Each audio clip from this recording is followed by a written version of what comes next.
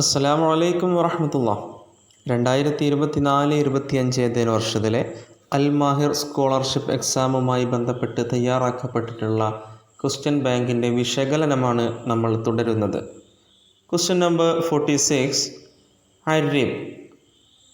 Wheel chair. Wheel chair എന്നതിൻ്റെ അറബി പദം എഴുതാനാണ്. ചെയർ, കസേര, അതിന് കുർസിയെ എന്നാണ് പറയുക, നമുക്ക് എല്ലാവർക്കും അറിയാം. വീൽ ചെയർ കുർസിയുൻ മുതഹരിക്ക. Question number 47. മൽ ഹയവാനു അൽ മുലഖബു ബിസ്മി സഫീനത്തു സ്വഹ്റാ. സഫീനത്തു സ്വഹ്റാ എന്ന് അറിയപ്പെടുന്ന ഹയവാൻ, ജീവി ഏതാകുന്നു? സഫീനത്ത് എന്ന് പറഞ്ഞാൽ കപ്പൽ, സ്വഹ്റാ മരുഭൂമി, മരുഭൂമിയിലെ കപ്പൽ എന്നറിയപ്പെടുന്ന ജീവി. ആൻസർ അൽ ജമൽ, ഒട്ടകം, അതിന് ഇബില് എന്നും പറയാറുണ്ട്. Question number 49. മസ്കനു ദജാജത്ത്. ദജാജത്ത് എന്ന് പറഞ്ഞാൽ കോഴി, പിടക്കോഴി. കോഴിയുടെ കൂടിന് പറയുന്ന പേരാണ് എഴുതേണ്ടത്.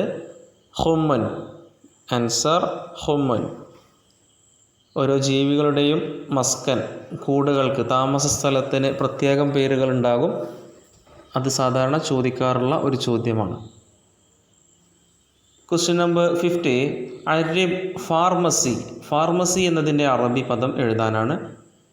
ആൻസർ സ്വൈദലിയ. Question number 51. സ്വബാഹുൽ ഖൈർ ഫിൽ ഇൻജിലീസിയ. സ്വബാഹുൽ ഖൈർ എന്നത് ഇംഗ്ലീഷിൽ എങ്ങനെ പറയും? ഇൻജിലീസിയ എന്ന് പറഞ്ഞാൽ English. Correct answer good morning.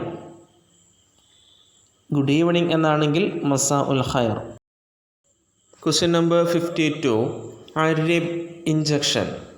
Injection എന്നത് അറബിയിൽ എങ്ങനെ പറയും? ആൻസർ ഹുഖനത്ത്. Question number 53.